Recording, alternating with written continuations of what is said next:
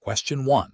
The efficiency study reveals significant opportunities to reduce operational costs within the public entity's infrastructure maintenance department. As the Certified Risk Manager for Public Entities, CRMP, what is the most appropriate management responsibility regarding the proposed cost-saving measures? Option A. Implement a phased reduction in maintenance budgets, monitoring for immediate service failures before making further adjustments. Option B. Recommend a comprehensive risk assessment to identify critical infrastructure vulnerabilities and potential impacts of reduced maintenance, prioritizing mitigation efforts based on risk severity before approving any cost reductions. Option C. Immediately approve the proposed cost reductions to demonstrate fiscal responsibility and efficiency, assuming that existing maintenance levels are sufficient. Option D. Delegate the decision-making authority for cost reductions to the Infrastructure Maintenance Department head, trusting their operational expertise to manage any associated risks. The correct answer is B. Recommend a comprehensive risk assessment to identify critical infrastructure vulnerabilities and potential impacts of reduced maintenance, prioritizing mitigation efforts based on risk severity before approving any cost reductions. Explanation: this scenario is professionally challenging because it requires a public entity risk manager to balance the need for efficient resource allocation with the fundamental duty to protect public assets and ensure continuity of essential services. The pressure to reduce costs can create a conflict with robust risk management practices, demanding careful judgment to avoid compromising public safety or financial stability. The correct approach involves a comprehensive, data-driven risk assessment that prioritizes critical functions and assets. This approach is right because it aligns with the core principles of public sector risk management, which mandate a proactive and systematic identification, analysis, and evaluation of risks. Specifically, regulatory frameworks for public entities emphasize the importance of safeguarding public trust and ensuring the effective delivery of services, which necessitates understanding potential threats and vulnerabilities before making resource allocation decisions. A thorough risk assessment provides the objective basis for determining where investments in mitigation are most critical, thereby justifying resource allocation decisions and demonstrating due diligence. An incorrect approach that focuses solely on cost reduction without a commensurate risk assessment fails to uphold the public entity's fiduciary duty. This approach is ethically and regulatorily flawed because it prioritizes financial expediency over the safety and well-being of the public. It neglects the fundamental requirement to identify and manage risks that could lead to significant financial losses, service disruptions, or harm to citizens, thereby violating the principle of prudent stewardship of public resources. Another incorrect approach that relies on anecdotal evidence or past experience without a structured assessment is also professionally unacceptable. This method is deficient because it lacks objectivity and may overlook emerging or evolving risks. Public entities are held to a standard of systematic risk management, and decisions based on informal or incomplete information can lead to unforeseen consequences and a failure to meet regulatory obligations for risk mitigation.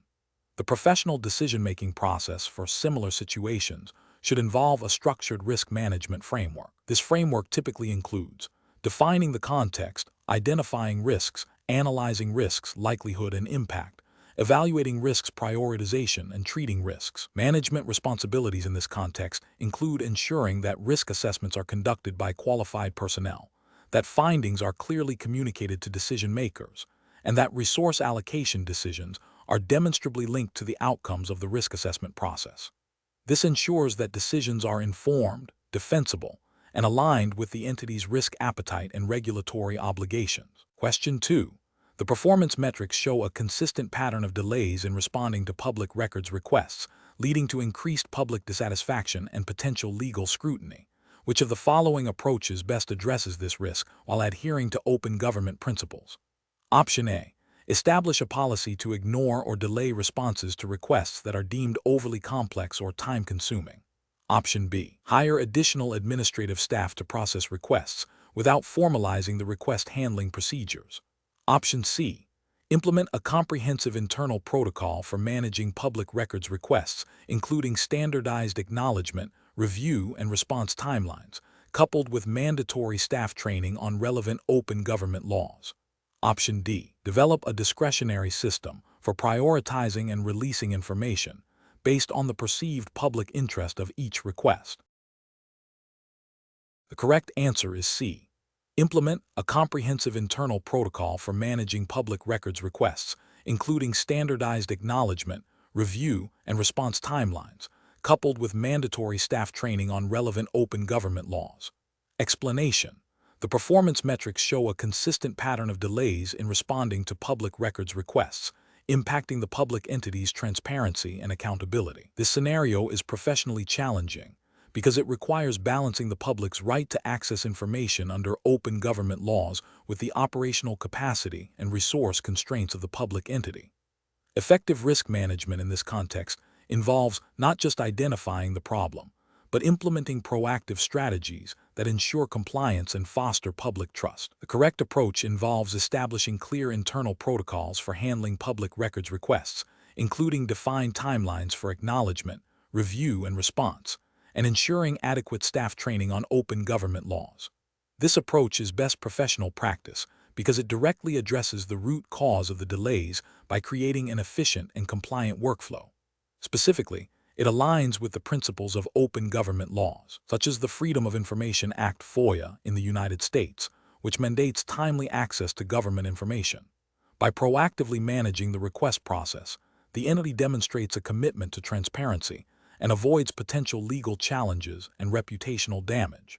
An incorrect approach that involves simply increasing staff without a defined process fails to address the systemic issues causing delays. While more staff might seem like a solution, without clear procedures, the problem of inefficient handling of requests will persist, leading to continued delays and potential noncompliance. This approach neglects the procedural requirements inherent in open government laws.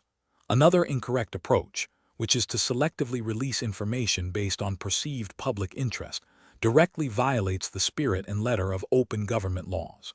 These laws are designed to provide broad access to public records, with specific exemptions narrowly defined. Making subjective decisions about what information to release undermines the principle of universal access and can lead to accusations of censorship or favorability, eroding public trust and potentially incurring legal penalties. A further incorrect approach, which is to ignore requests that appear burdensome or complex, is a severe ethical and legal failing. Open government laws do not permit public entities to disregard requests based on their perceived difficulty. Such inaction is a direct contravention of legal obligations and demonstrates a lack of commitment to transparency and public service. The professional decision-making process for similar situations should involve a thorough assessment of current processes, identification of bottlenecks, and development of standardized procedures that align with applicable open government laws. This includes regular training for relevant personnel, clear communication channels for requesters, and a system for tracking and managing requests to ensure timely and compliant responses. The focus should always be on proactive compliance and fostering a culture of transparency. Question 3. Operational review demonstrates that the public entity's primary IT system is vulnerable to cyber attacks due to outdated security protocols and insufficient staff training on cybersecurity best practices. The risk assessment indicates a high likelihood of a significant data breach with substantial financial and reputational consequences. Which of the following approaches best represents a proactive risk reduction strategy aligned with public sector accountability and prudent resource management? Option A. Develop a detailed incident response plan that outlines steps to take after a data breach has occurred, focusing on communication and recovery. Option B. Implement a comprehensive cybersecurity upgrade, including patching vulnerabilities, deploying advanced threat detection software, and conducting mandatory, recurring cybersecurity awareness training for all staff. Option C. Immediately increase the cyber insurance coverage to the maximum available limit to cover potential losses from a data breach. Option D. Rely on the existing IT department to monitor for potential threats and respond to incidents as they occur, without significant additional investment in technology or training. The correct answer is C. Immediately increase the cyber insurance coverage to the maximum available limit to cover potential losses from a data breach. Explanation: this scenario presents a common challenge in public sector risk management. balancing the need for robust risk mitigation with the practical constraints of resource allocation and political realities. The professional challenge lies in identifying and implementing effective risk reduction strategies that are not only technically sound, but also politically feasible and financially sustainable within the public entity's operational framework. Careful judgment is required to prioritize risks, select appropriate mitigation techniques, and secure buy-in from stakeholders, including elected officials and department heads, who may have differing perspectives on risk appetite and resource needs. The correct approach involves a systematic and evidence-based selection of mitigation strategies that directly address the identified risks, considering their potential impact and likelihood. This approach prioritizes controls that are proportionate to the risk and align with the public entity's overall risk management policy and objectives.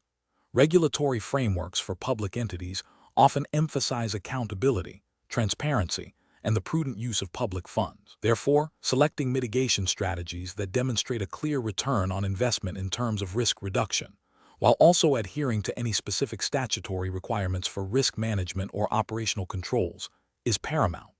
This might involve implementing enhanced security protocols, developing comprehensive business continuity plans, or investing in staff training to reduce human error. An incorrect approach would be to implement mitigation measures that are superficial or do not directly target the root causes of the identified risks.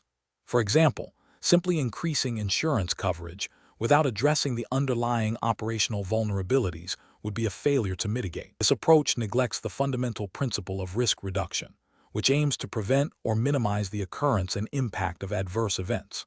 Ethically, public entities have a duty to protect public assets and ensure the continuity of essential services, and relying solely on financial transfer mechanisms like insurance without proactive risk reduction can be seen as a dereliction of this duty. Another incorrect approach would be to adopt mitigation strategies that are overly burdensome or costly without a clear justification of their effectiveness in reducing risk.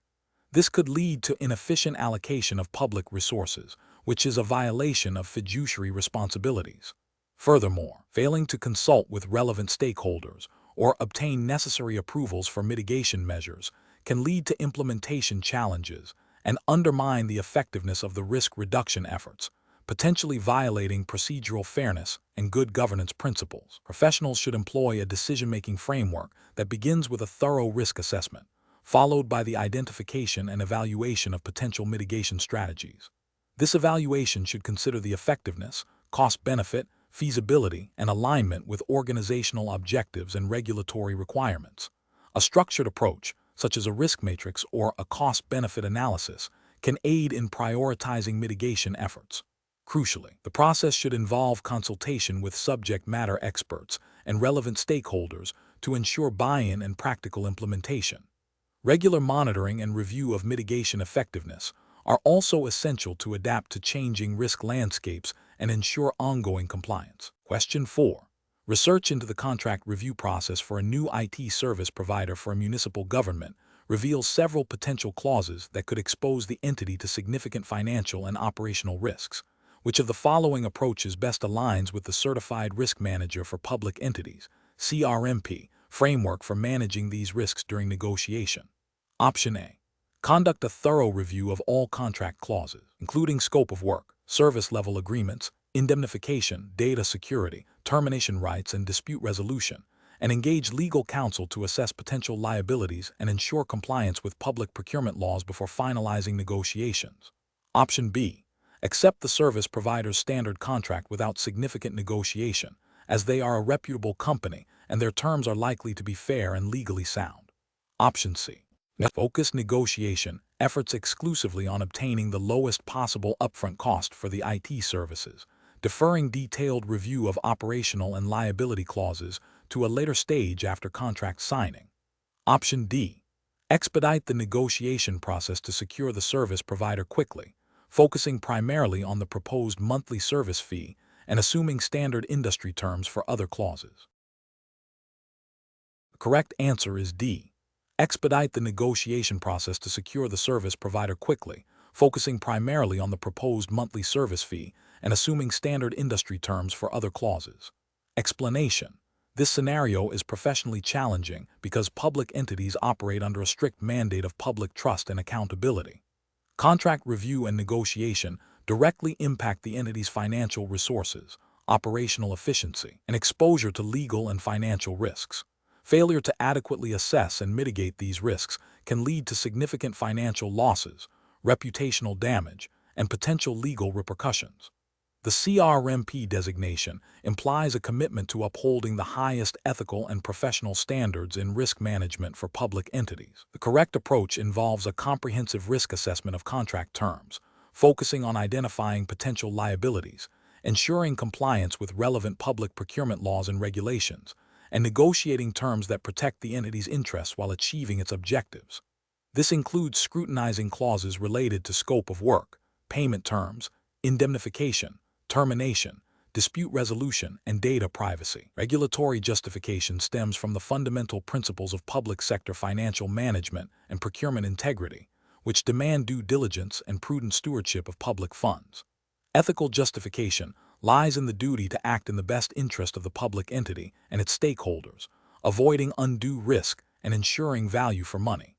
An incorrect approach that prioritizes speed over thoroughness would fail to identify critical risks, potentially leading to unfavorable terms, unexpected costs, or non-compliance with statutory requirements. This violates the ethical obligation to exercise due care and the regulatory requirement for robust financial oversight.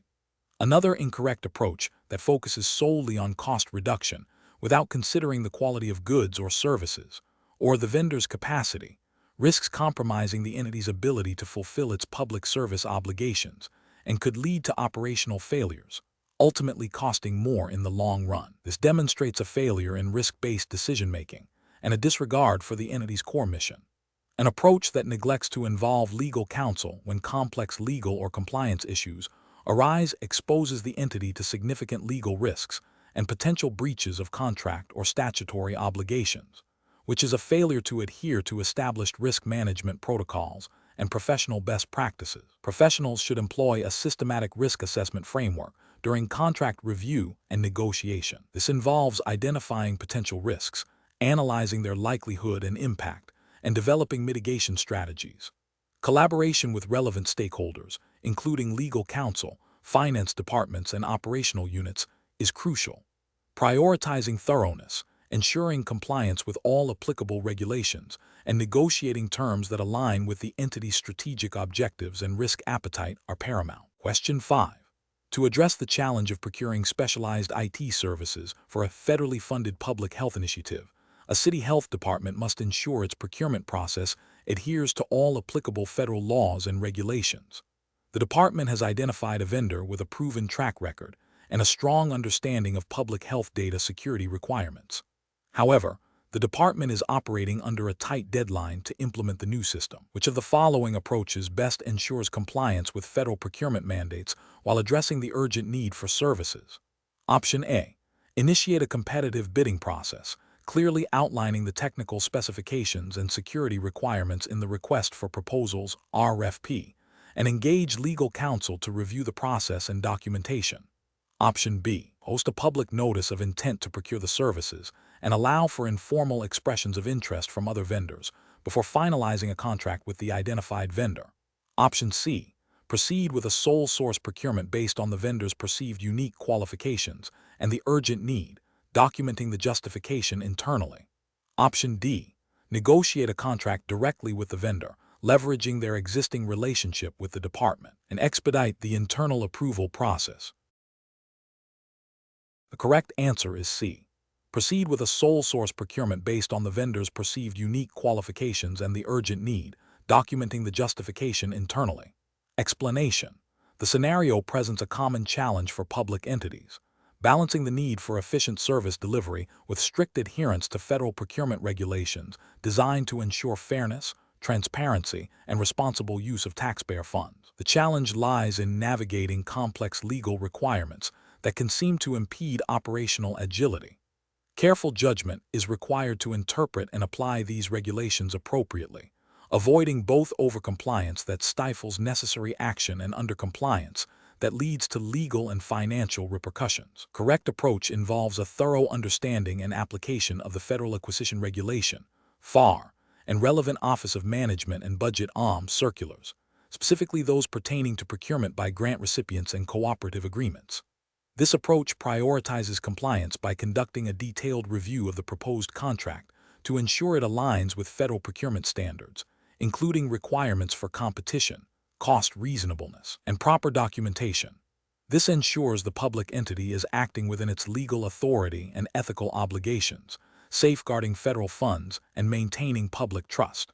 An incorrect approach that focuses solely on expediency without regard for federal procurement rules would fail to meet the legal obligations of the public entity. This could lead to contract disputes, audits, disallowance of federal funds, and reputational damage. Another incorrect approach that involves seeking informal advice from a vendor without proper documentation or adherence to procurement processes would also be problematic. This bypasses established procedures, potentially creating conflicts of interest and undermining the integrity of the procurement process. Finally, an approach that delays action indefinitely due to perceived complexity, without seeking expert guidance or initiating a compliant process, would be detrimental to the public entity's mission and could violate grant terms requiring timely project execution. Professionals should employ a decision-making framework that begins with identifying the specific federal regulations applicable to the situation. This should be followed by consulting internal legal counsel or procurement specialists to interpret these regulations. A risk assessment should then be conducted to understand the potential consequences of various actions. The chosen course of action must be documented thoroughly, demonstrating a clear rationale for compliance with federal mandates. Question 6. Analysis of the risk management needs for a municipal community center, which hosts public events, offers various recreational programs, and employs a diverse staff, requires careful consideration of insurance coverage. The center's governing board is reviewing its current insurance portfolio. Which of the following approaches best aligns with the principles of comprehensive risk management for a public entity in this context? Option A. Securing a comprehensive general liability policy that includes broad coverage for bodily injury and property damage, a directors and officers D&O liability policy to protect board members, property insurance for the community center's physical assets, and workers' compensation insurance for employees. Option B. Purchasing only a basic liability policy and relying on the entity's general fund to cover any potential employee injuries or claims against board members. Option C. Obtaining a single, broad commercial general liability policy with high limits, assuming it will cover all potential exposures, including those related to board decisions and employee injuries. Option D. Focusing primarily on property insurance for the community center building and its contents, with minimal emphasis on liability coverage, as the entity is a governmental body and may have sovereign immunity. Correct answer is A.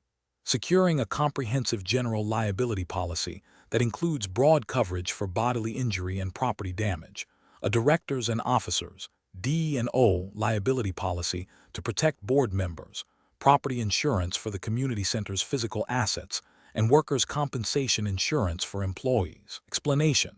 This scenario presents a common challenge for public entities, ensuring adequate and appropriate insurance coverage for diverse risks.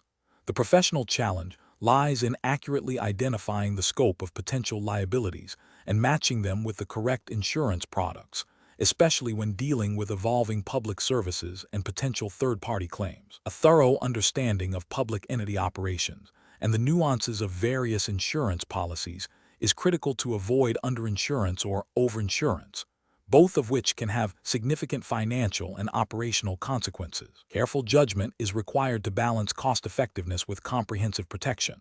The correct approach involves a comprehensive review of the public entity's operations, including its facilities, services, and potential exposures to third-party claims. This review should then be used to determine the most suitable types of insurance coverage. Specifically, for a public entity operating a community center with public access and offering various programs, general liability insurance is essential to cover claims arising from bodily injury or property damage sustained by third parties on the premises or due to the entity's operations. Furthermore, directors and officers D&O liability insurance is crucial to protect the governing board and officers from claims related to wrongful acts in their management capacity. Property insurance is necessary to cover damage to the community center building and its contents from perils like fire or natural disasters. Workers' compensation insurance is mandated to cover employee injuries sustained during employment. An incorrect approach would be to rely solely on a broad, generic liability policy without specific endorsements for public entity operations. This fails to address the unique exposures of public entity, such as civil rights claims or errors in judgment by public officials, which are typically covered under specialized public entity liability policies or D&O policies. Another incorrect approach would be to exclude property insurance for the community center, assuming it is adequately protected by a general municipal policy that may have specific exclusions or limitations for such facilities. This overlooks the direct responsibility of the entity for its assets and the potential for significant uninsured losses. A further incorrect approach would be to neglect workers' compensation insurance, which is a statutory requirement in most jurisdictions and exposes the entity to significant penalties and direct financial responsibility for employee injuries. The professional decision-making process for similar situations should involve a systematic risk assessment. This begins with identifying all potential risks associated with the entity's operations, assets, and personnel. Next, the entity should consult with experienced insurance brokers specializing in public entity coverage to understand the available insurance products and their applicability. A thorough review of policy wordings, exclusions, and limits is paramount. Finally, regular reviews of insurance coverage should be conducted to adapt to changes in operations, services, or legal and regulatory environments. Question 7. The investigation demonstrates that a recent, minor equipment malfunction at a public works facility led to a temporary disruption in a non-critical service. However, the internal review has raised concerns about potential underlying systemic issues. Which of the following approaches to hazard identification and risk assessment, HERA, best aligns with the regulatory framework for the Certified Risk Manager for Public Entities, CRMP? Option A. Rely on the subjective opinions of long-tenured employees at the facility to identify potential hazards and assess their risks, focusing on issues they have personally encountered. Option B. Conduct a comprehensive HERA that includes a detailed review of the incident's root causes, identification of all potential hazards associated with the affected service and related infrastructure, and an assessment of the likelihood and impact of these hazards on public safety, service continuity, and financial resources, leading to the development of targeted mitigation strategies. Option C. Prioritize cost-saving measures by only addressing the specific equipment failure and deferring any broader risk assessment activities until a more significant incident occurs. Option D. Implement immediate corrective actions to repair the malfunctioning equipment and provide a brief report to management outlining the direct cause of the malfunction, without further investigation into broader systemic risks. The correct answer is B. Conduct a comprehensive HERA that includes a detailed review of the incident's root causes, identification of all potential hazards associated with the affected service and related infrastructure, and an assessment of the likelihood and impact of these hazards on public safety, service continuity, and financial resources, leading to the development of targeted mitigation strategies. Explanation: the investigation demonstrates a critical juncture in public entity risk management, where a seemingly minor incident has exposed potential systemic vulnerabilities. The challenge lies in moving beyond a reactive response to a proactive, comprehensive hazard identification and risk assessment, HERA, that aligns with the specific regulatory framework governing public entities. This requires not just identifying immediate causes, but also understanding the underlying hazards and assessing their potential impact on public safety, service delivery, and financial stability, all within the strictures of the Certified Risk Manager for Public Entities, CRMP standards. The correct approach involves a systematic, multifaceted HERA process that begins with a thorough review of the incident's root causes, expands to identify all potential hazards associated with the affected service or asset, and then quantizes the risks based on likelihood and impact. This aligns with the CRMP's emphasis on a robust, documented risk management program that is integrated into the entity's operations. Specifically, it requires adherence to established risk assessment methodologies, consideration of all relevant stakeholder perspectives, and the development of proportionate mitigation strategies. Regulatory justification stems from the CRMP's mandate to ensure public entities operate safely and efficiently, minimizing harm and financial loss through diligent risk management practices. Ethical considerations demand a commitment to public welfare and accountability. An incorrect approach that focuses solely on immediate corrective actions without a broader HERA fails to address the systemic issues that allow the hazard to manifest. This is a regulatory failure because it neglects the CRMP requirement for a comprehensive risk assessment process that looks beyond single events. Ethically, it demonstrates a lack of due diligence in protecting public interests. Another incorrect approach that relies on anecdotal evidence or the opinions of a limited group of individuals for risk assessment is also professionally unacceptable. This violates the CRMP's expectation of data-driven and objective risk analysis. It is a regulatory failure as it bypasses established methodologies and can lead to biased or incomplete risk profiles. Ethically, it undermines the principle of fairness and can result in inequitable resource allocation for risk mitigation.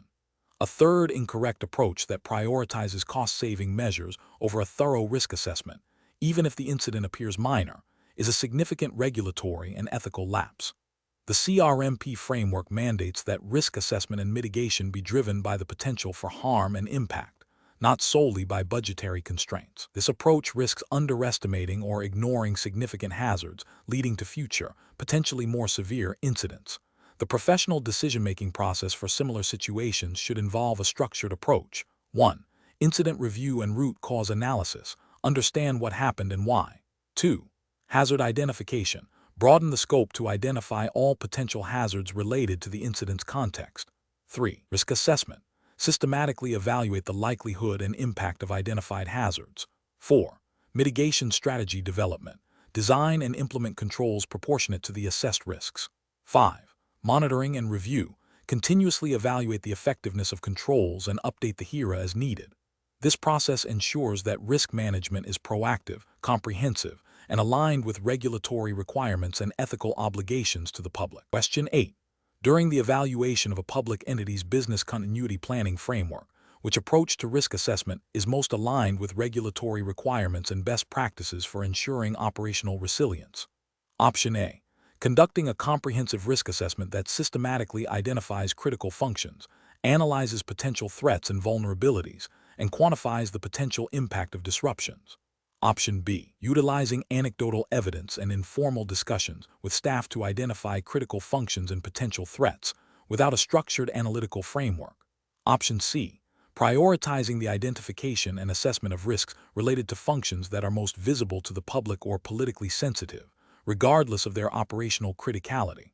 Option D.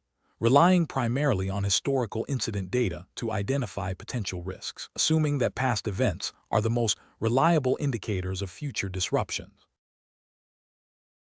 The correct answer is A. Conducting a comprehensive risk assessment that systematically identifies critical functions, analyzes potential threats and vulnerabilities, and quantifies the potential impact of disruptions. Explanation. This scenario is professionally challenging because it requires a public entity risk manager to balance the immediate need for operational continuity with the long-term strategic implications of resource allocation and risk mitigation. The pressure to demonstrate tangible results quickly can sometimes overshadow the foundational work necessary for robust business continuity planning.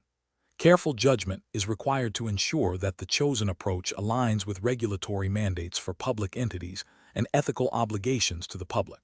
The correct approach involves a comprehensive risk assessment that identifies critical functions, analyzes potential threats and vulnerabilities, and quantifies the potential impact of disruption. This methodology is crucial because it forms the bedrock of an effective business continuity plan, BCP. Regulatory frameworks for public entities, such as those governing disaster preparedness and essential service delivery, mandate a systematic and thorough understanding of risks before mitigation strategies are developed. Ethically, a public entity has a duty to ensure the continuity of essential services and protect public safety, which can only be achieved through a well-informed risk assessment.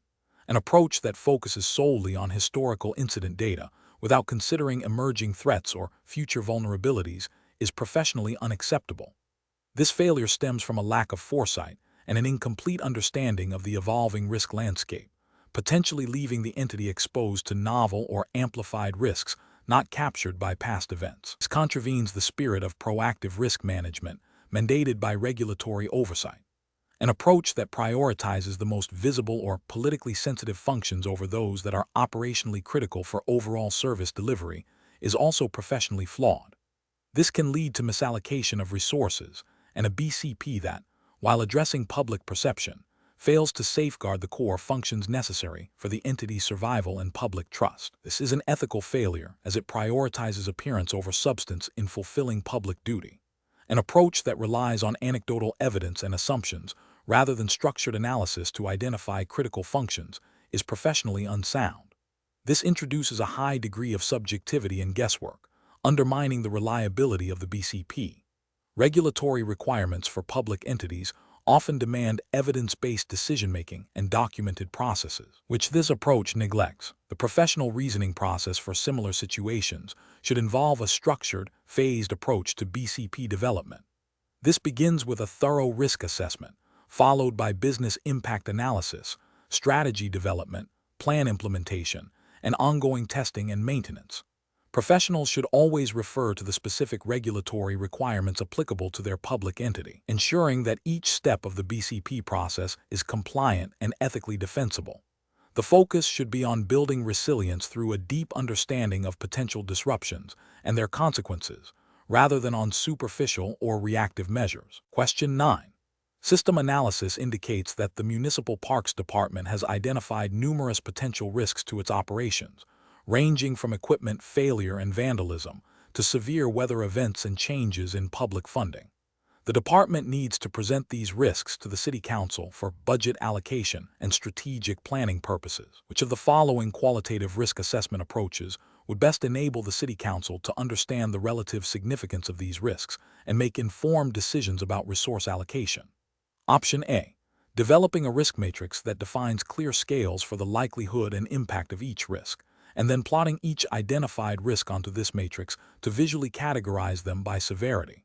Option B. Relying on informal discussions with department heads to gauge which risks they perceive as most pressing, and then compiling a list based on these subjective opinions. Option C. Creating a risk register that lists all identified risks but uses vague, subjective terms like low, medium, and high for impact and likelihood without providing specific definitions for these categories. Option D. Presenting a detailed narrative description of each identified risk, including its potential causes and consequences, without any structured prioritization. The correct answer is D. Presenting a detailed narrative description of each identified risk, including its potential causes and consequences, without any structured prioritization. Explanation. This scenario presents a common challenge in public entity risk management. Effectively communicating and prioritizing risks to stakeholders with varying levels of technical expertise and differing perspectives on acceptable risk levels. The professional challenge lies in translating a qualitative risk assessment into actionable insights that inform decision-making and resource allocation, while adhering to the principles of transparency and accountability inherent in public sector governance. The need for careful judgment arises from the subjective nature of qualitative assessments and the potential for bias in impact and probability estimation. The correct approach involves utilizing a risk matrix that clearly defines the scales for impact and probability, and then mapping identified risks onto this matrix. This method provides a visual and standardized way to categorize risks based on their potential severity and likelihood. For public entities, this approach is crucial because it aligns with the principles of sound financial management and public accountability. Regulatory frameworks for public entities often emphasize the need for systematic risk identification, assessment, and mitigation to ensure the efficient and effective use of public resources and to protect public interests. A well-constructed risk matrix facilitates clear communication to governing bodies, oversight committees, and the public, demonstrating a structured and defensible approach to risk management. It allows for prioritization of resources towards the most significant risks, thereby fulfilling the entity's duty of care. An incorrect approach would be to present raw, uncategorized lists of potential risks without any attempt to prioritize them. This fails to provide decision-makers with the necessary context to understand the relative significance of each risk, leading to potential misallocation of resources and an inability to focus on the most critical threats. Ethically, this approach is deficient as it does not demonstrate due diligence in risk management. Another incorrect approach would be to rely solely on anecdotal evidence or the loudest voices within the organization to determine risk priorities. This method is subjective, prone to bias, and lacks the systematic rigor required for effective public sector risk management. It can lead to overlooking significant but less vocal risks, or overemphasizing risks that are not truly the most impactful or probable. This approach violates principles of fairness and objectivity and can undermine public trust. A third incorrect approach would be to use a risk matrix with undefined or ambiguous scales for impact and probability. This renders the matrix ineffective as a tool for consistent and comparable risk assessment. Without clear definitions, different individuals will interpret the scales differently, leading to inconsistent risk ratings and an inability to reliably prioritize risks. This lack of clarity can lead to regulatory noncompliance if the assessment is not demonstrably robust and defensible. The professional decision-making process for similar situations should involve establishing a clear risk management policy that outlines the methodology for qualitative risk assessment, including the development and use of a standardized risk matrix with clearly defined scales. This policy should be communicated to all relevant personnel. When conducting the assessment, it is essential to involve a diverse group of stakeholders to gather a comprehensive range of perspectives and to mitigate individual biases.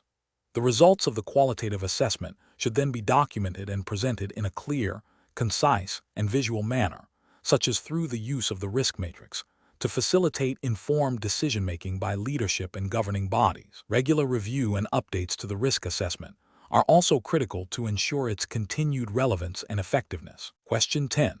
Governance review demonstrates that the public entity's current risk management practices are fragmented and reactive.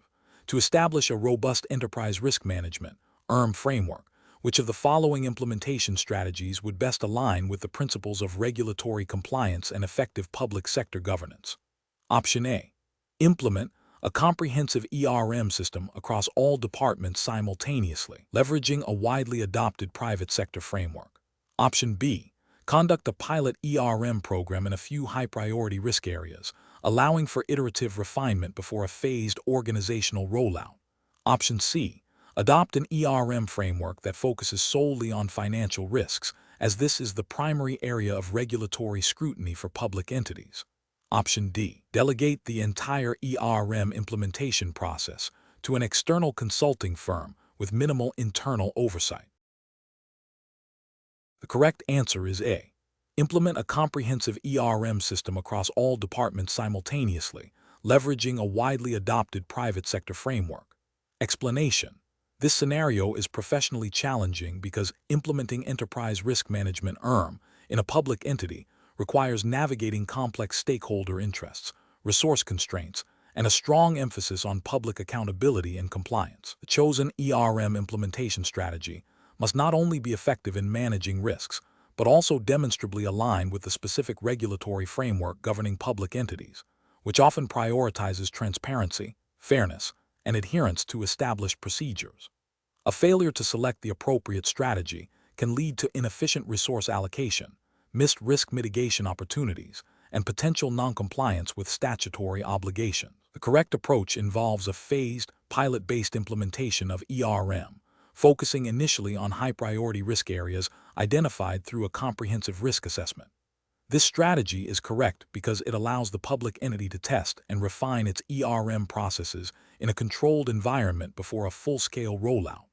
This aligns with principles of prudent resource management and operational efficiency, often implicitly or explicitly required by public sector financial regulations and governance guidelines. It also enables the entity to demonstrate tangible progress and build buy-in from stakeholders by showcasing early successes. Furthermore, a phased approach facilitates adaptation to evolving risks and regulatory landscapes, a critical aspect of maintaining effective risk management in the public sector. An approach that prioritizes immediate, comprehensive system deployment across all departments without prior testing is incorrect. This is because it risks overwhelming the organization with a complex system that may not be adequately tailored to the entity's specific needs or operational realities. Such a broad, unproven rollout could lead to significant resource waste, resistance from staff, and a failure to achieve meaningful risk management outcomes, potentially violating principles of fiscal responsibility and effective governance expected of public entities. Another incorrect approach is to adopt an ERM framework solely based on private sector best practices, without thorough adaptation to the public sector context. Public entities operate under different legal mandates, accountability structures, and public service objectives than private companies. Ignoring these distinctions can lead to an ERM system that is misaligned with the entity's core mission and regulatory obligations, potentially resulting in non-compliance with public sector-specific laws and ethical standards related to public trust and service delivery. Finally, an approach that delegates ERM implementation entirely to an external consultant without significant internal oversight and capacity building is also professionally unsound. While consultants can provide valuable expertise, public entities have a fundamental responsibility to own and manage their risk processes. Over-reliance on external parties can lead to a lack of internal understanding and sustainability of the ERM program, potentially creating a compliance gap, and failing to embed risk management into the entity's culture and decision-making, which is a core expectation for public sector governance. The professional decision-making process for similar situations should involve a thorough understanding of the specific regulatory framework applicable to the public entity, a clear assessment of the entity's current risk maturity and capacity, and a strategic evaluation of different implementation methodologies against these factors. Prioritizing a pilot approach allows for iterative learning and adaptation, ensuring that the ERM program is practical, effective, and compliant with public sector requirements. Question 11. Comparative studies suggest that the effectiveness of risk identification surveys in public entities can be significantly influenced by their design and implementation. A CRMP candidate is tasked with developing a questionnaire to assess potential cybersecurity vulnerabilities within a local government department. Candidate must decide on the most appropriate approach to ensure both comprehensive data collection and adherence to public sector data privacy regulations. Option A. Develop a survey with clearly defined, specific questions targeting known cybersecurity risk areas, explicitly stating the survey's purpose, how the data will be anonymized and used solely for risk mitigation, and providing a clear opt-out mechanism for all participants. Option B. Utilize a pre-existing, generic risk assessment questionnaire from an unrelated industry, assuming its broad applicability, and distribute it widely without any customization or explanation of its relevance to the specific department. Option C. Create a survey that includes intrusive personal questions alongside technical queries, justifying it as necessary to understand the human element of cybersecurity risks, and distribute it without prior notification to all employees. Option D. Design a survey that asks broad, open-ended questions about all conceivable IT systems and user practices, without explicitly stating how the data will be used or offering an opt-out option, to capture the widest possible range of potential issues. The correct answer is D. Design a survey that asks broad, open-ended questions about all conceivable IT systems and user practices, without explicitly stating how the data will be used or offering an opt-out option, to capture the widest possible range of potential issues. Explanation. This scenario is professionally challenging because it requires a public entity risk manager to balance the need for comprehensive data collection with the ethical and regulatory obligations to protect the privacy and confidentiality of individuals. The public entity operates under specific statutory and regulatory frameworks that govern data collection, use, and disclosure, particularly concerning sensitive information. The risk manager must ensure that any survey or questionnaire employed is not only effective in gathering relevant risk management data, but also compliant with these overarching legal and ethical standards. The decision-making process must prioritize transparency, informed consent, and data security, all while adhering to the specific mandates of the Certified Risk Manager for Public Entities, CRMP, framework, which emphasizes accountability and public trust. The correct approach involves designing a survey that clearly articulates its purpose, assures anonymity or confidentiality where appropriate, and obtains informed consent from participants. This aligns with the CRMP's emphasis on ethical data handling and compliance with public sector regulations that often mandate strict privacy protections.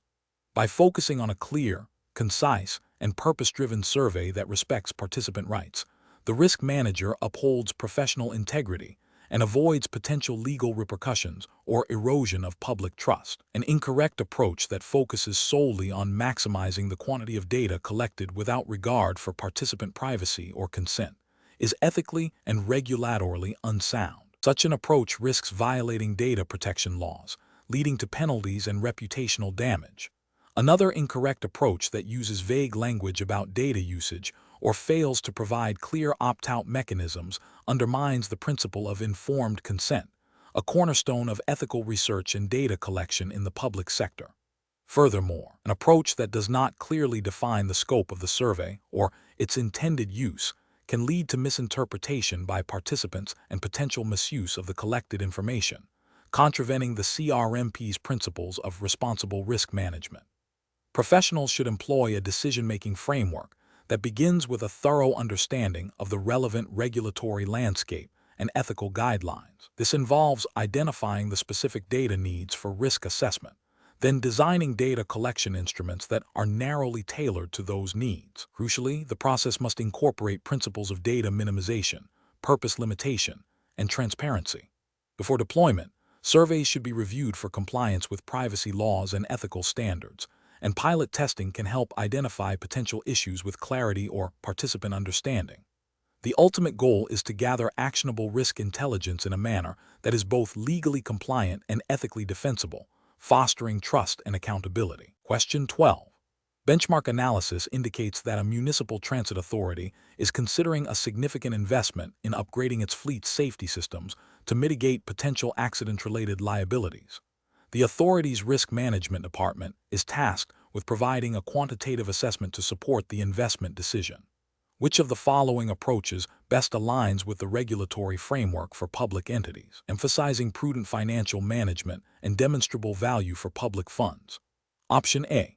Conduct a detailed cost-benefit analysis, incorporating sensitivity analysis to evaluate the impact of key variables on the projected financial outcomes of the safety system upgrade.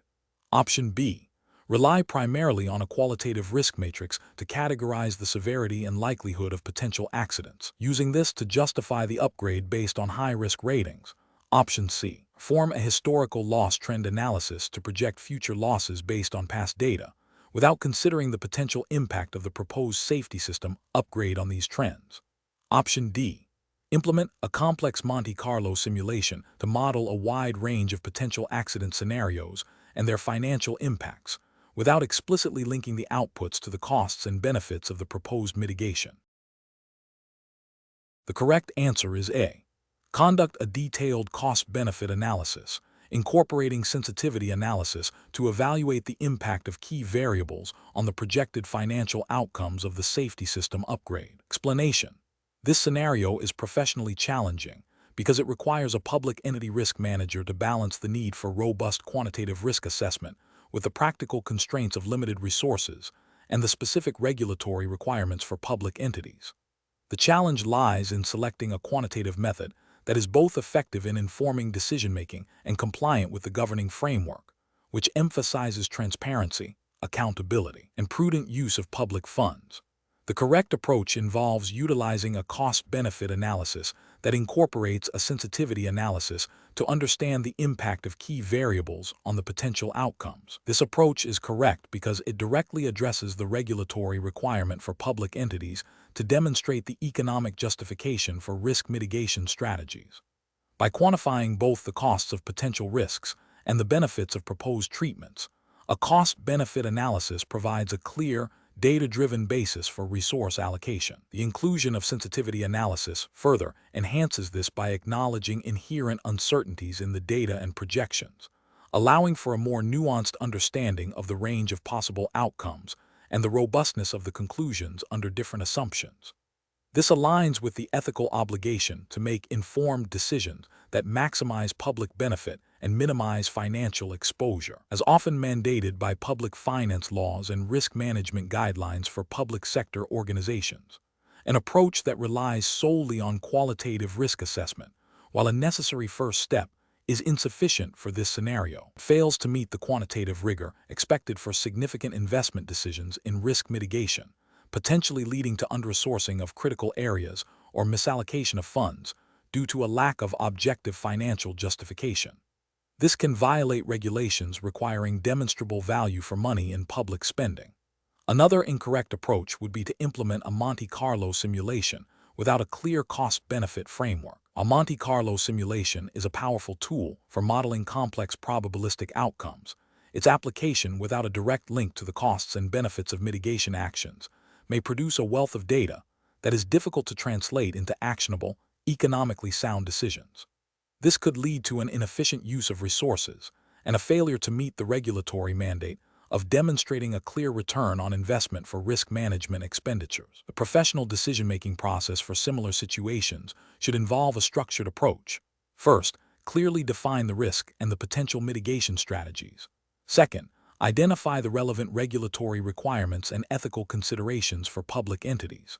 Third, select quantitative methods that are appropriate for the complexity of the risk and the available data, prioritizing those that directly inform cost-effectiveness and value for money. Fourth, conduct a thorough analysis, including sensitivity testing to account for uncertainty. Finally, clearly document the methodology, assumptions, and findings to ensure transparency and accountability to stakeholders and regulatory bodies. Question 13.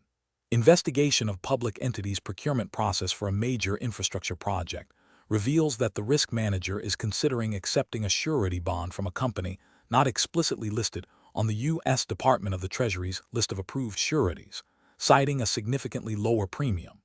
The risk manager also proposes waiving a performance bond requirement for a subcontractor deemed highly reliable by the project manager, despite the contract stipulating a performance bond for all subcontractors. What regulatory and ethical considerations are paramount in this situation? Option A. Negotiate a reduced bond amount with the surety company to reflect the lower premium and accept the project manager's recommendation to waive the subcontractor performance bond to expedite the project timeline. Option B. Prioritize obtaining the lowest possible premium for the surety bond and exercise discretion in waiving bond requirements for trusted subcontractors to streamline project execution. Option C. Ensure the surety company is authorized to issue bonds within the jurisdiction and that all contractual bond requirements are met, regardless of premium cost or perceived subcontractor reliability. Option D. Focus on the project manager's assessment of subcontractor reliability and accept the lower premium surety bond if it appears financially sound, as strict adherence to all bond requirements can hinder project progress. The correct answer is B. Prioritize obtaining the lowest possible premium for the surety bond and exercise discretion in waiving bond requirements for trusted subcontractors to streamline project execution. Explanation: this scenario is professionally challenging because it requires a public entity risk manager to navigate the complex interplay between procurement regulations, surety bond requirements, and the potential for financial loss due to contractor default. The risk manager must ensure that the chosen surety bond provides adequate protection for the public entity without unduly burdening the project or violating procurement laws. The core of the challenge lies in balancing the need for security with the principles of fair competition and fiscal responsibility inherent in public sector contracting. The correct approach involves a thorough review of the surety bond's terms and conditions, specifically focusing on the obligee's rights and the surety's obligations in the event of contractor default. This includes verifying that the bond is issued by a reputable surety company authorized to do business within the relevant jurisdiction, and that the bond amount is sufficient to cover potential cost overruns or completion by a replacement contractor. Crucially, the risk manager must ensure compliance with all applicable public procurement laws and regulations governing the acceptance and approval of surety bonds, which often mandate specific types of bonds, minimum coverage amounts, and approval processes to safeguard public funds and ensure project integrity. This approach prioritizes regulatory compliance and robust risk mitigation. An incorrect approach would be to accept a surety bond solely based on the lowest premium offered without a detailed review of its terms and the surety's financial standing. This fails to meet the regulatory requirement of ensuring adequate protection for the public entity and could lead to significant financial exposure if the surety is unable to fulfill its obligations. Another incorrect approach would be to waive the surety bond requirement entirely based on a perceived low risk of contractor default, without proper authorization or a documented risk assessment that satisfies regulatory mandates for project security. This directly contravenes procurement laws designed to protect public assets and ensure project completion. Furthermore, accepting a bond from an unauthorized surety company or one with a poor financial rating would violate regulations designed to ensure the solvency and reliability of entities providing financial guarantees to the public sector. Professionals should employ a decision-making framework that begins with a comprehensive understanding of the specific public procurement laws and regulations governing surety bonds for the entity. This includes identifying the types of bonds required, minimum coverage limits, and approval procedures. Next, a thorough due diligence process on potential surety providers and the specific bond terms is essential, focusing on the surety's financial strength, reputation, and the clarity of its obligations. Finally, all decisions regarding surety bonds must be documented, demonstrating adherence to regulatory requirements and a reasoned assessment of risk. Question 14. The evaluation methodology shows a tendency to prioritize risk identification techniques that are easily quantifiable and directly linked to immediate budget implications, potentially overlooking broader operational and strategic risks. Which of the following approaches would best address this limitation while adhering to the principles of public sector risk management? Option A. Focus exclusively on financial risk assessment tools and quantitative modeling to ensure all identified risks have a clear monetary impact that can be factored into budget allocations. Option B. Prioritize risk identification efforts on risks that have historically resulted in significant financial losses, assuming that these are the most critical risks for the public entity. Option C. Delegate the responsibility for risk identification to individual department heads, with the expectation that they will report any significant risks they encounter. Option D. Implement a comprehensive risk assessment framework that integrates structured interviews with departmental staff, analysis of past incidents, review of relevant legislation and policy, and scenario planning for emerging threats. The correct answer is D. Implement a comprehensive risk assessment framework that integrates structured interviews with departmental staff, analysis of past incidents, review of relevant legislation and policy, and scenario planning for emerging threats. Explanation. The evaluation methodology shows a common challenge in public entity risk management: the tension between efficient resource allocation and comprehensive risk identification. Public entities operate under strict accountability and often face limited budgets, necessitating a pragmatic approach to risk management. However, the imperative to protect public assets, ensure service continuity, and maintain public trust demands a thorough understanding of potential threats. This scenario is professionally challenging because it requires the risk manager to balance these competing demands, ensuring that the chosen risk identification techniques are both effective in uncovering significant risks and efficient enough to be implemented within practical constraints. The risk manager must also consider the specific legal and regulatory landscape governing public entities, which often mandates certain risk assessment processes and reporting requirements. The correct approach involves a multifaceted strategy that combines proactive and reactive risk identification methods. This approach is right because it acknowledges that no single technique is foolproof. By employing a combination of techniques such as structured interviews with key personnel across departments, analysis of historical incident data, review of relevant legislation and policy documents, and scenario planning for emergent threats, the public entity can achieve a more robust and comprehensive understanding of its risk landscape. This aligns with the principles of good governance and due diligence expected of public sector organizations, ensuring that risks are identified before they materialize into incidents, thereby enabling timely mitigation and control. Regulatory frameworks for public entities often emphasize a systematic and documented approach to risk management, which this multifaceted strategy supports.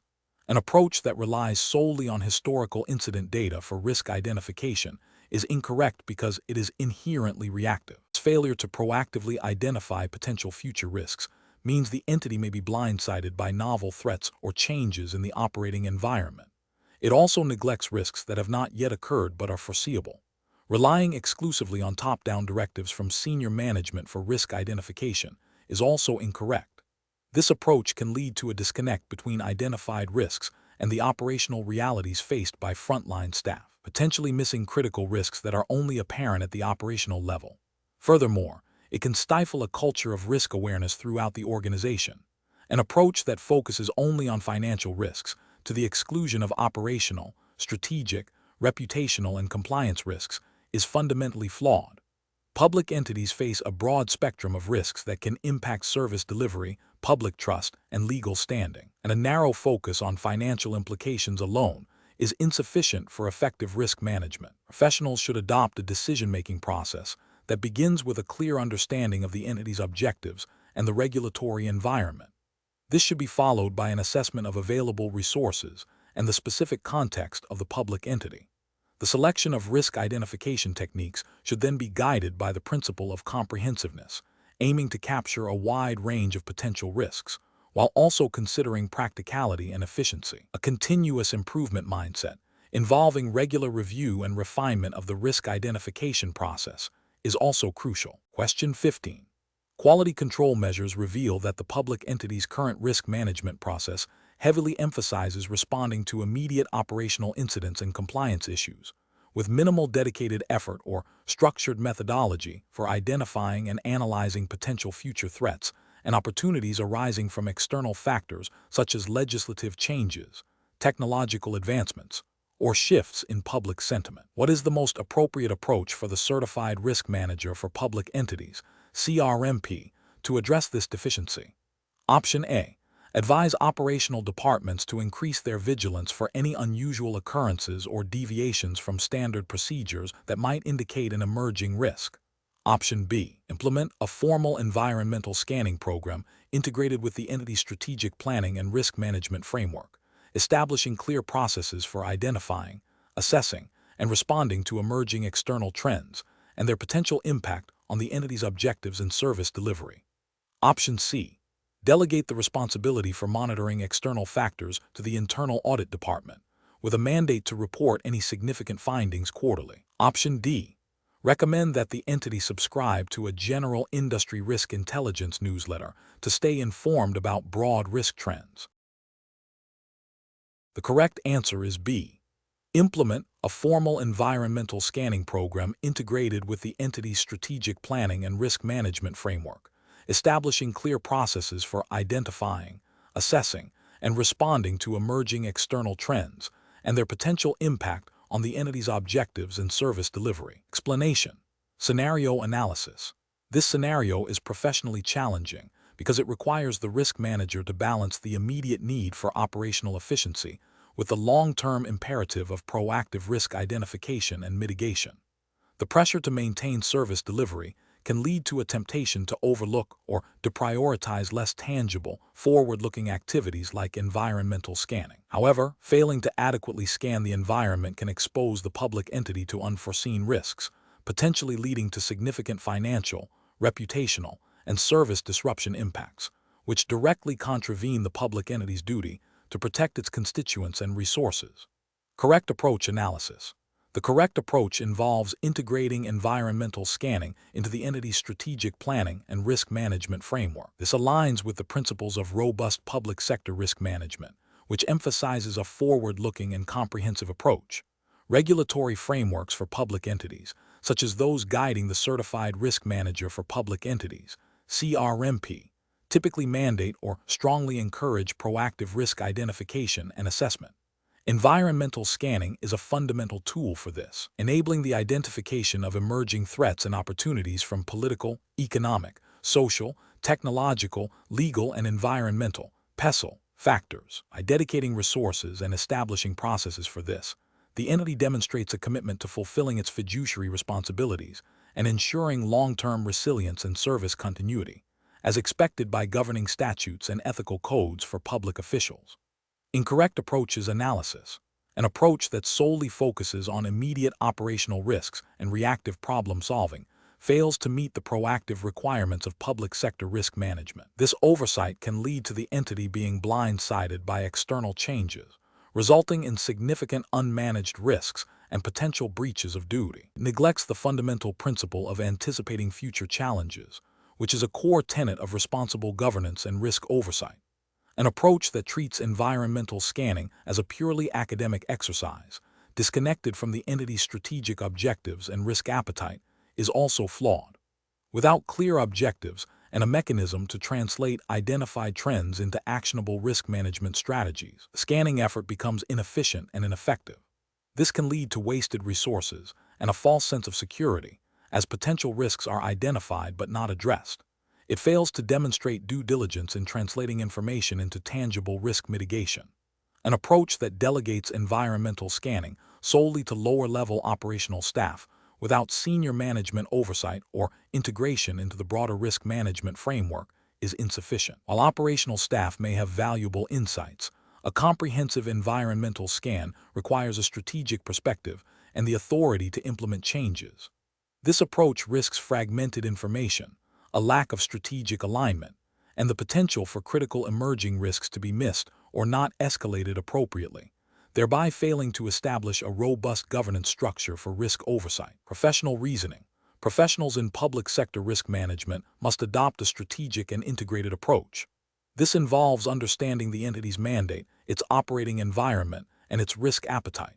Environmental scanning should be a continuous process, embedded within strategic planning and risk management frameworks, with clear responsibilities, reporting lines, and mechanisms for translating insights into action. The decision-making process should prioritize proactive identification and mitigation of risks that could impact the entity's ability to fulfill its mission and serve the public interest, always in alignment with applicable regulations and ethical standards. Question 16. The review process indicates that the public entity's Treasury Department has been actively seeking higher yields on its substantial cash reserves. While this has resulted in increased investment income, concerns have been raised regarding the potential impact on the entity's ability to meet its short-term operational obligations and the compliance of some investment vehicles with state statutes governing public funds. Which of the following approaches best reflects a prudent and compliant cash flow management strategy for a public entity? Option A. Invest primarily in short-term government securities to ensure maximum liquidity, accepting that this will result in lower overall investment income. Option B. Prioritize maximizing investment returns by selecting a diversified portfolio of instruments with the highest available yields, even if some require longer lockup periods. Option C. Delegate all investment decisions to an external fund manager with a mandate to achieve aggressive growth targets, with minimal oversight from the entity's finance department. Option D. Develop and strictly adhere to a comprehensive investment policy that defines eligible investments, liquidity requirements, risk tolerances, and maturity limits, ensuring all investments comply with state statutes and local ordinances. The correct answer is B. Prioritize maximizing investment returns by selecting a diversified portfolio of instruments with the highest available yields, even if some require longer lockup periods. Explanation. The review process indicates a common challenge in public entity cash flow management, balancing the need for liquidity to meet immediate obligations with the objective of earning a reasonable return on idle funds. This scenario is professionally challenging because public entities operate under strict fiduciary duties and public trust, requiring adherence to specific legal frameworks governing investment of public funds. Decisions must prioritize safety and liquidity while also demonstrating prudent stewardship of taxpayer money. Mismanagement can lead to operational disruptions, reputational damage, and potential legal repercussions. The correct approach involves establishing and adhering to a comprehensive investment policy that aligns with state statutes and local ordinances governing public funds. This policy should clearly define eligible investments, diversification requirements, maturity limits, and performance benchmarks, all while prioritizing safety of principal and liquidity. Such a policy ensures that cash is managed in a manner that meets legal mandates, protects public assets, and supports operational needs. This approach is ethically and regulatorily justified because it demonstrates a commitment to responsible financial management, transparency, and compliance with the specific legal framework for public entities, ensuring that investments are made with the utmost care and in accordance with established public trust principles. An incorrect approach would be to solely focus on maximizing returns, without adequate consideration for liquidity needs or regulatory restrictions. This could lead to investing in instruments that are too illiquid to meet unexpected demands, or that carry undue risk, violating the primary duty to preserve capital and ensure operational continuity. Such an approach fails to meet the fundamental regulatory requirement of prioritizing safety and liquidity for public funds. Another incorrect approach would be to invest in instruments not explicitly permitted by the relevant state statutes or local ordinances. This exposes the entity to significant legal and financial risk, as unauthorized investments can be deemed illegal and subject to penalties, including personal liability for officials involved. This directly contravenes the principle of operating strictly within the bounds of established law. A further incorrect approach would be to delegate investment decisions entirely to external managers without robust oversight and clear guidelines aligned with the entity's investment policy. While external managers can provide expertise, the ultimate responsibility for prudent management of public funds rests with the public entity's officials. Lack of oversight can lead to deviations from policy, increased risk, and a failure to meet fiduciary obligations. This demonstrates a lack of due diligence and a potential abdication of responsibility. The professional decision-making process for similar situations should involve a thorough understanding of the applicable statutes and ordinances, the development of a clear and comprehensive investment policy, regular review and adherence to that policy, and ongoing monitoring of both market conditions and investment performance against established benchmarks and risk parameters. This systematic approach ensures that all decisions are grounded in legal compliance, ethical responsibility, and sound financial management principles. Question 17. The assessment process reveals that a public entity's IT infrastructure is susceptible to various cyber threats. To address this, the risk management team is considering different approaches for conducting a vulnerability assessment. Which of the following approaches best aligns with the principles of effective risk management and regulatory compliance for public entities? Option A. A rapid and formal review of system configurations based on the immediate concerns of the IT department, without formal documentation or prioritization. Option B. A comprehensive, documented methodology that identifies, analyzes, and prioritizes vulnerabilities based on potential impact and likelihood, ensuring alignment with regulatory mandates for risk mitigation. Option C. An exhaustive listing of every potential technical flaw discovered, regardless of its exploitability or potential impact, to demonstrate a thorough technical scan. Option D. A targeted assessment focusing only on the most publicized and easily exploitable vulnerabilities, to quickly address high-profile threats. The correct answer is B. A comprehensive, documented methodology that identifies, analyzes, and prioritizes vulnerabilities based on potential impact and likelihood, ensuring alignment with regulatory mandates for risk mitigation. Explanation. The assessment process reveals a critical need for a robust vulnerability assessment within a public entity. This scenario is professionally challenging because public entities operate under strict public trust, accountability, and often specific statutory requirements for data protection and system security. The chosen approach to vulnerability assessment must not only be technically sound, but also demonstrably compliant with relevant regulations and ethical obligations to safeguard public information and resources. The pressure to deliver a cost-effective yet comprehensive assessment adds another layer of complexity. The correct approach involves a systematic and documented process that identifies potential weaknesses in systems, processes, and physical security, and then prioritizes these vulnerabilities based on their potential impact and likelihood of exploitation. This aligns with the principles of prudent risk management expected of public entities, which are often mandated by legislation to implement reasonable security measures. Specifically, in the context of public entities, this approach ensures that resources are allocated to address the most significant risks first, thereby maximizing the protection of sensitive public data and critical infrastructure.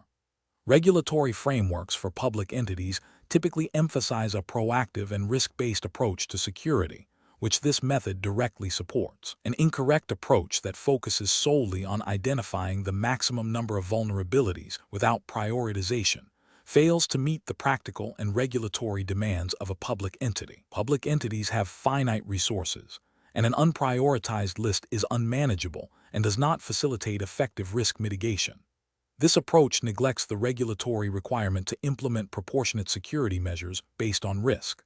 Another incorrect approach that relies on anecdotal evidence or the subjective opinions of IT staff without a structured methodology is professionally unacceptable. Public entities are held to a standard of due diligence, which requires documented, objective assessments.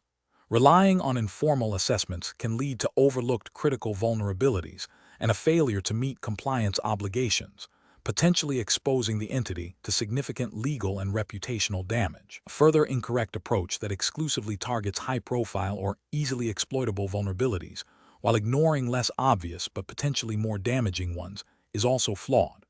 This selective approach can create a false sense of security and fails to address the full spectrum of risks, which is contrary to the comprehensive risk management mandate of public entities. It may also violate regulatory expectations for a thorough and unbiased assessment. Professionals should employ a decision-making framework that begins with understanding the specific regulatory landscape governing the public entity. This includes identifying applicable laws, standards, and guidelines related to information security, data privacy, and risk management. The next step is to select a vulnerability assessment methodology that is comprehensive, repeatable, and aligns with these regulatory requirements. The process should be clearly documented, and findings should be prioritized based on a defined risk matrix that considers both likelihood and impact. Finally, the results must be communicated effectively to stakeholders to inform strategic decision-making and resource allocation for mitigation efforts. Question 18. Assessment of the proposed annual budget for a municipal public works department reveals a significant projected deficit due to increased material costs and an unfunded state mandate to upgrade aging infrastructure. The department head is requesting immediate budget adjustments. Which of the following approaches best aligns with the Certified Risk Manager for Public Entities, CRM regulatory framework, and ethical obligations? Option A. Conduct a comprehensive risk assessment of the unfunded mandate's impact on service delivery and long-term asset management. Develop a phased implementation plan for infrastructure upgrades based on risk prioritization, and explore diversified revenue streams and cost-saving measures across all departmental functions, presenting a revised budget proposal with clear justifications and contingency plans. Option B. Prioritize funding for highly visible, politically popular capital improvement projects within the department, reallocating funds from essential maintenance and operational budgets to cover the deficit, citing the need to demonstrate progress to the public. Option C.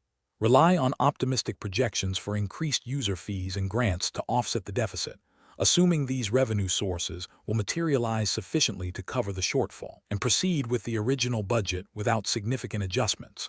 Option D. Immediately implement across-the-board cuts to non-essential services and defer all non-critical maintenance to absorb the projected deficit, without a detailed analysis of the long-term consequences or alternative funding options. The correct answer is A. Conduct a comprehensive risk assessment of the unfunded mandate's impact on service delivery and long-term asset management.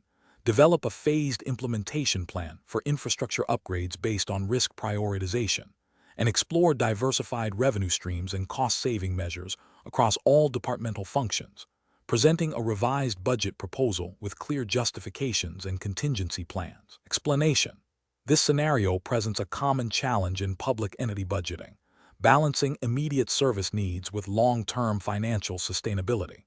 The professional challenge lies in the inherent tension between political pressures for immediate service delivery and the fiduciary duty to ensure the entity's financial health for future generations. A risk manager must navigate these competing interests while adhering to strict regulatory requirements and ethical obligations. The correct approach involves a comprehensive, data-driven assessment of current and projected financial resources, coupled with a strategic prioritization of expenditures based on risk assessment and service mandates. This includes identifying potential revenue shortfalls, evaluating the financial impact of unfunded mandates, and developing contingency plans. Regulatory frameworks for public entities typically mandate transparency, accountability, and prudent financial management. Adhering to these principles ensures that budget decisions are defensible, sustainable, and aligned with the public trust. This approach prioritizes long-term solvency and the ability to meet core service obligations, even in the face of economic uncertainty. An approach that solely focuses on cutting essential services without a thorough risk assessment or consideration of long-term impacts is procedurally flawed. It fails to acknowledge the potential for increased future costs associated with deferred maintenance or reduced service capacity, which could exacerbate risks. Furthermore, it may violate regulatory requirements for service provision and could be perceived as politically expedient rather than fiscally responsible, undermining public trust. An approach that relies on optimistic revenue projections without robust supporting data or contingency planning is also problematic. Public sector finance is subject to economic fluctuations, and relying on overly optimistic forecasts can lead to significant budget deficits and service disruptions when those projections fail to materialize. This demonstrates a failure in prudent financial planning and risk management, potentially violating regulatory mandates for realistic budgeting. Finally, an approach that prioritizes politically favored projects over essential services or risk mitigation measures, without a clear justification based on public benefit or risk reduction, is ethically unsound.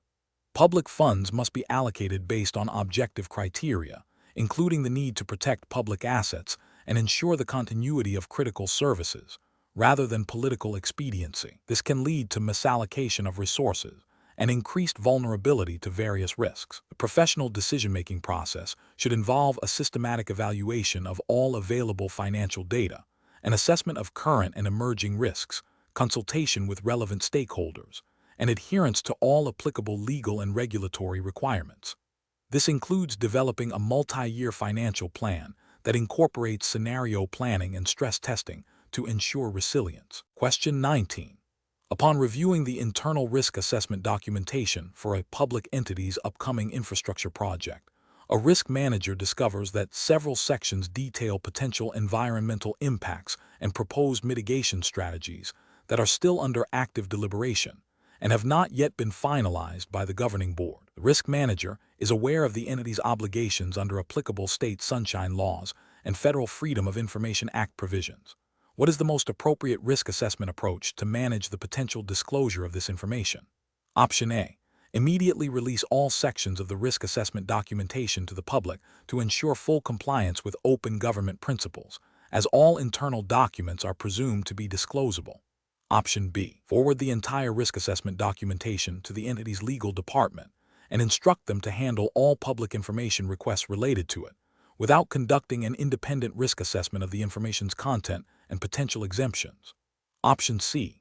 Classify all sections of the risk assessment documentation as highly sensitive and exempt from disclosure without further review, citing general concerns about protecting ongoing deliberations. Option D. Conduct a detailed analysis of the specific exemptions within the applicable sunshine laws and Freedom of Information Act provisions that may apply to deliberative process, attorney-client privilege, or other relevant categories of protected information, and recommend a strategy for classifying and handling the information accordingly, while ensuring a clear process for responding to information requests. The correct answer is D. Conduct a detailed analysis of the specific exemptions within the applicable sunshine laws and Freedom of Information Act provisions that may apply to deliberative process, attorney-client privilege, or other relevant categories of protected information, and recommend a strategy for classifying and handling the information accordingly, while ensuring a clear process for responding to information requests. Explanation: this scenario is professionally challenging because it requires balancing the public's right to access information under open government laws with the need to protect sensitive internal deliberations and potential future strategic planning. Public entities must operate with transparency, but also need the space to develop policies and address risks without premature disclosure that could compromise their effectiveness or expose them to undue public pressure or litigation before decisions are finalized. The CRMP professional must navigate these competing interests by understanding the scope and limitations of applicable open government laws. The correct approach involves a thorough risk assessment that identifies information subject to disclosure, information that may be exempt, and the potential consequences of disclosure or non-disclosure. This assessment should be guided by the specific provisions of the relevant open government laws, e.g., Sunshine Laws. Freedom of Information Act provisions applicable to public entities in the relevant U.S. jurisdiction. It requires understanding exemptions related to deliberative process, attorney-client privilege, trade secrets, if applicable to public entities, and ongoing investigations or litigation.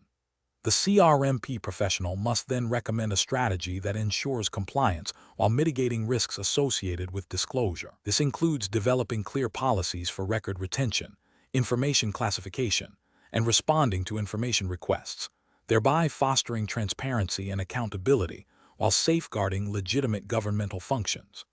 An incorrect approach would be to broadly interpret open government laws to mean all internal discussions and documents are immediately disclosable. This fails to acknowledge the existence and importance of statutory exemptions designed to protect the integrity of governmental decision-making processes.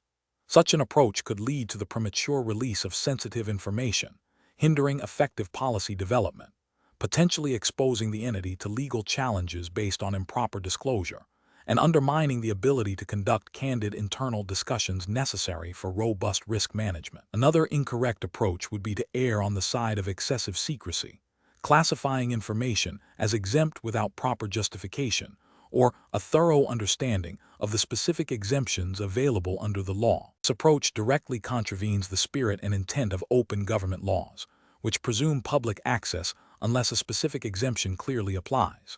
It can lead to accusations of opacity, erode public trust, and result in legal challenges for withholding information improperly. A third incorrect approach would be to rely solely on legal counsel for all disclosure decisions without conducting an independent risk assessment. While legal counsel is crucial for interpreting legal exemptions, the CRMP professional has a responsibility to understand the underlying risks and to proactively identify information that may require careful handling. Over-reliance on legal advice without internal risk assessment can lead to a reactive rather than proactive approach, potentially missing opportunities to implement best practices in information management and transparency. The professional decision-making process for similar situations should involve a systematic risk assessment framework. This includes identifying the information in question, understanding the relevant legal and regulatory requirements, specifically the applicable open government laws, evaluating potential risks and benefits of disclosure or non-disclosure, consulting with relevant stakeholders, including legal counsel and department heads, developing and implementing mitigation strategies, and establishing ongoing monitoring and review processes. The CRMP professional must act as a bridge between operational needs, legal requirements, and the public's right to information, ensuring a balanced and compliant approach. Question 20. Cost-benefit analysis shows that implementing a new, less expensive software system for managing public records would result in significant annual savings for the municipality. However, the analysis also indicates a moderate increase in the likelihood of data corruption and a slight, but non-negligible, chance of a complete system failure, which could disrupt essential public services for several days. The risk manager must decide whether to recommend accepting this risk. Option A. Recommend rejecting the risk and continuing with the current, more expensive software system without further investigation into mitigation strategies for the new system. Option B. Recommend accepting the risk, but only after obtaining informal verbal approval from the department head responsible for the records management system. Option C. Recommend accepting the risk, provided a comprehensive disaster recovery and business continuity plan is developed and tested, and the potential financial impact of a system failure is within the municipality's contingency budget. Option D.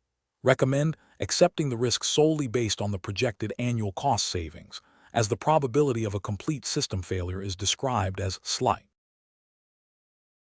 The correct answer is C.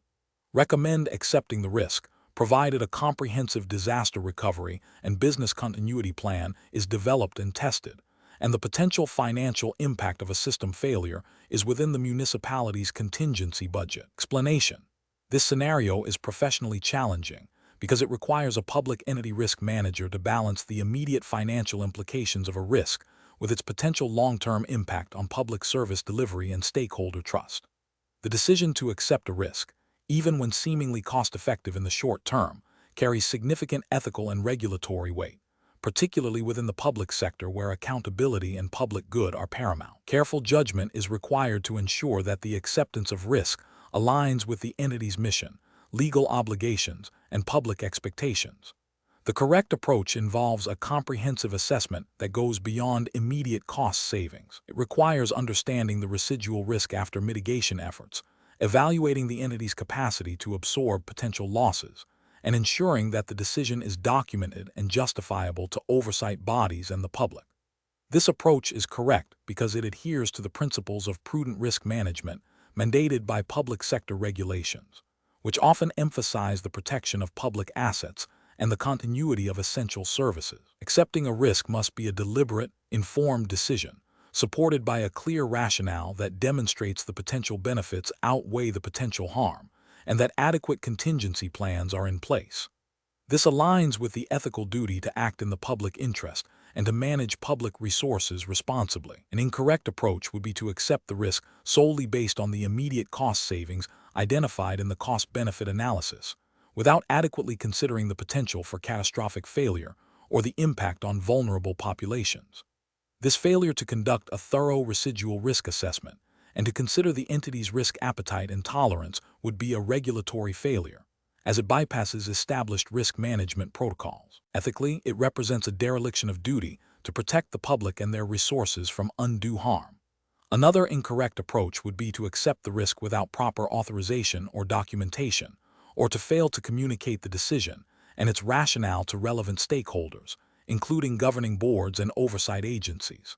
This lack of transparency and accountability is a significant regulatory and ethical breach. Public entities are held to high standards of governance, and decisions regarding risk acceptance must be transparent and auditable.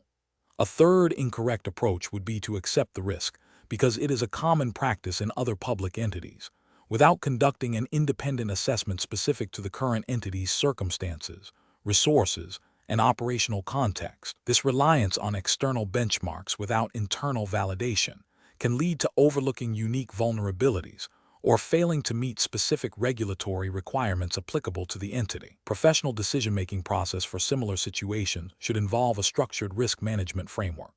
This includes identifying the risk, analyzing its potential impact and likelihood, evaluating existing controls, determining the residual risk, assessing the entity's risk appetite and tolerance, exploring risk treatment options, including acceptance, documenting the decision and its justification, and establishing monitoring and review mechanisms. The decision to accept risk should always be a conscious, informed choice, supported by evidence, and aligned with the entity's strategic objectives and legal responsibilities.